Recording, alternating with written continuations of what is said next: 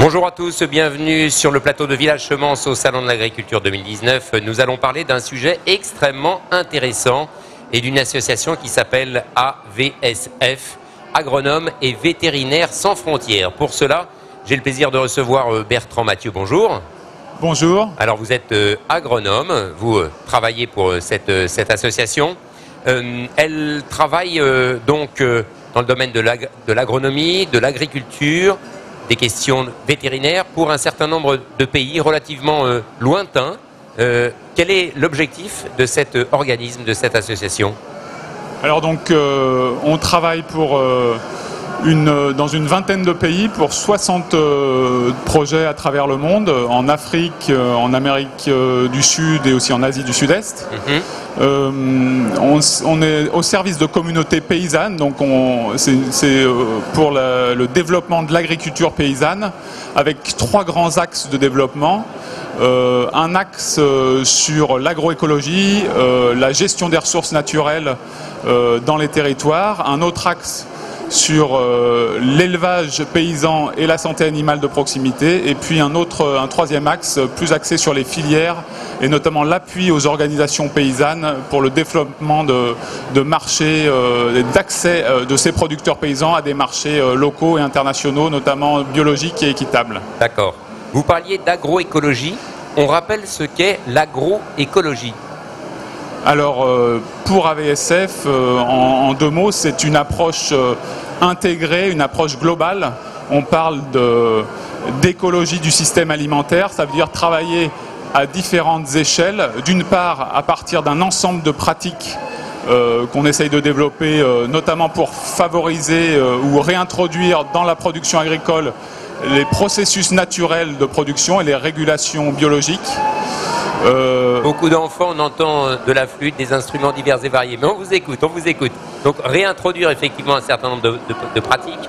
Donc ça c'est mettre de l'écologie dans l'agronomie, c'est un premier aspect, mais c'est aussi travailler à différentes échelles, notamment à l'échelle de filières pour favoriser la valorisation de produits issus de ce mode de culture, donc sur les marchés locaux notamment.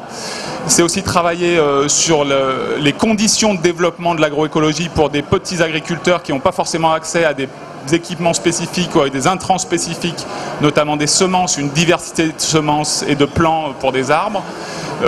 Et donc c'est travailler aussi pour favoriser à la fois le développement au niveau de ferme, mais aussi d'organisation de producteurs. Donc il y a un aspect social dans cette approche de l'agroécologie, dans cette transition agroécologique qu'on essaye de promouvoir dans ces territoires-là. C'est vraiment un travail de proximité qui n'a certainement rien à voir avec ce que l'on peut trouver en France ou en Europe, j'imagine. Un mode d'élevage, un mode de culture, d'agriculture radicalement différent, plus petit peut-être aussi, dans des conditions climatiques différentes, avec des moyens aussi différents bien sûr. Oui, alors il existe encore, fort heureusement, aussi en Europe des agricultures paysannes et on essaye aussi de promouvoir. Et c'est vrai que par contre, notamment en Afrique, c'est encore des systèmes agraires qui sont très présents avec une forte population rurale. Et donc malheureusement, c'est ceux qui sont les plus affectés par les problèmes d'insécurité alimentaire. Oui. Et donc l'agroécologie peut-être est une option. Nous, on considère comme la solution pour répondre à ces questions de pauvreté et d'insécurité alimentaire qui sont de plus en plus marquées. Je rappelle qu'en Afrique, il y a un rapport récent de la FAO qui démontre et qui indique que la faim continue à augmenter en Afrique. 20% de la population est affectée, en 2017, est affectée de problèmes de malnutrition. Avec une forte croissance de la population, vous voyez quand même, alors vous intervenez je crois plus spécifiquement en Afrique, vous voyez des choses, des actions que vous avez menées qui sont positives, qui apportent des résultats, et comment se passe la coopération avec justement ces populations locales, régionales? Alors bon, l'agroécologie, ça a le vent en poupe actuellement dans le monde du développement parce qu'il y a des initiatives citoyennes et associatives qui se multiplient pour consommer différemment, produire différemment.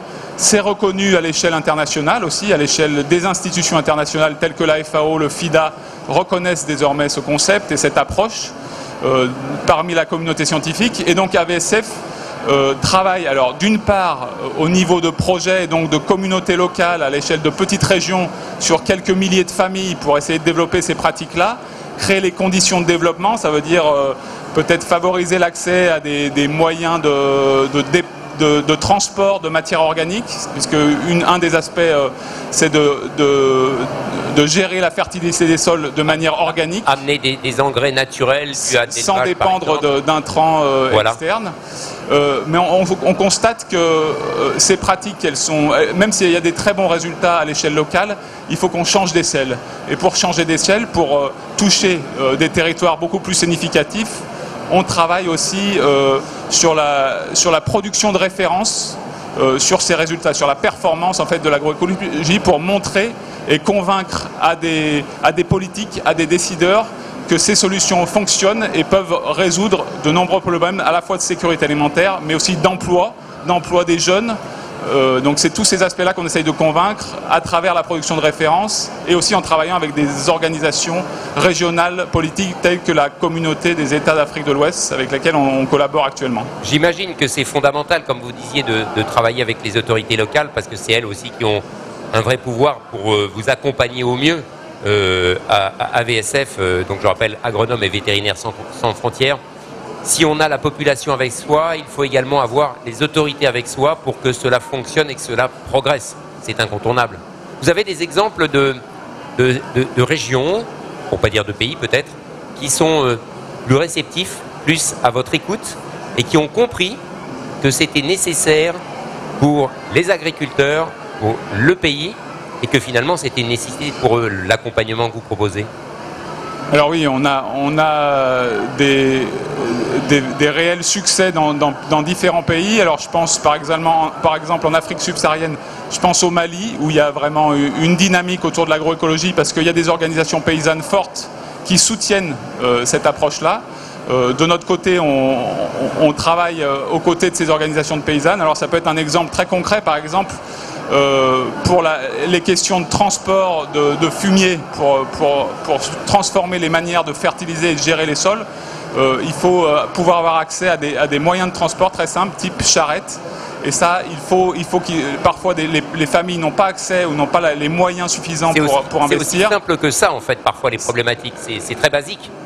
Exactement, il peut y avoir c'est simple, mais il faut quand même donner accès à ces familles les moyens d'investir et aussi de sécuriser leurs terres, parce que s'ils n'ont pas ils sont pas sûrs de leur propriété, de leurs terres, ils ne vont pas investir dedans. Ça veut dire qu'ils ne vont pas engager des aménagements pour protéger les sols, ils ne vont pas planter d'arbres. Et là, vous avez des aides des autorités locales qui justement accompagnent pour trouver du matériel, pour sécuriser les propriétés, donner des titres de propriété. Il y a une réelle prise de conscience des autorités locales?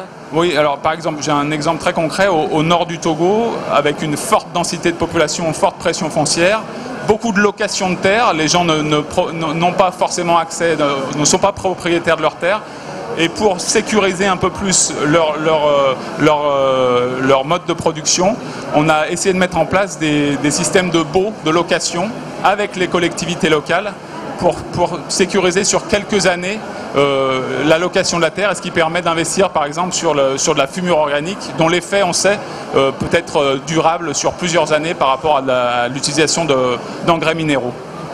Le gros avantage qu'il y a aussi, c'est que ces populations, comme on le disait évidemment, se développent beaucoup, ont des besoins agricoles importants pour s'alimenter. Elles n'ont pas forcément les moyens d'acheter des produits phytosanitaires divers et variés. La politique de culture que vous proposez, finalement, va permettre de zapper cette nécessité-là et d'aller vers une agriculture plus intelligente, mais aussi plus économique. Tout à fait. On essaye aussi de trouver des alternatives à l'usage d'intrants externes chimiques.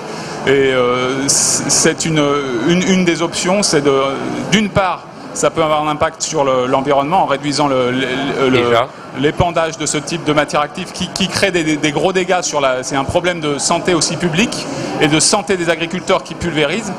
et en plus ça réduit leur coût de production. Donc dans des systèmes par exemple maraîchers, on arrive à réduire de façon significative leur coût de production et donc d'augmenter leurs bénéfices et leurs revenus. Donc ça c'est aussi un aspect crucial dans l'approche que l'on promeut.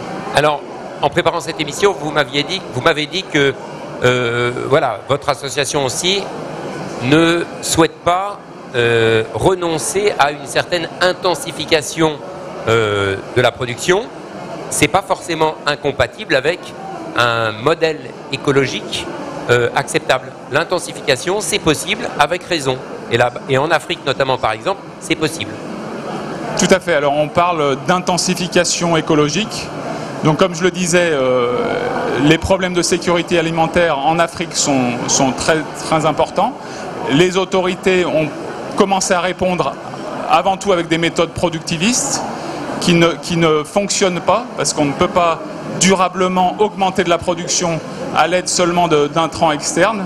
Et donc nous, notre intensification, elle passe par l'usage d'autres méthodes qui peuvent être, donc, comme j'en ai parlé, les questions de fertilisation organique, mais aussi d'association de cultures et de favoriser par exemple des légumineuses dans les rotations et dans les associations de cultures qui fixent l'azote naturellement de l'air et donc permettent une gestion durable de la fertilité. Donc avec une expertise technique, scientifique, on remet quelques pendules à l'heure et on permet de rétablir un système de production qui a du bon sens et qui a aussi une logique économique et une vraie production.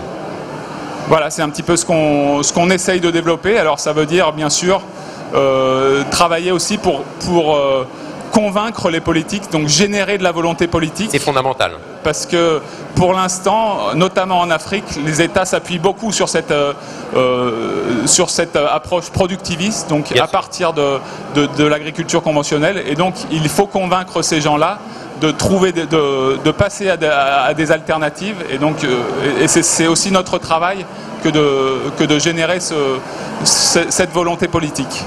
Bertrand Mathieu, merci. On rappelle le nom de l'association, c'est Agronomes et Vétérinaires sans frontières. Pour ceux qui nous écoutent, on peut contribuer au financement pour des moyens pour cette association ? Oui, tout à fait. On a un service de collecte donc, pour soutenir des projets très concrets en agroécologie notamment, mais pas seulement. Tout à fait, dans différents pays, que ce soit sur tous les continents, hein. L'Asie, l'Afrique, l'Amérique centrale, l'Amérique du Sud, les Caraïbes, je crois aussi.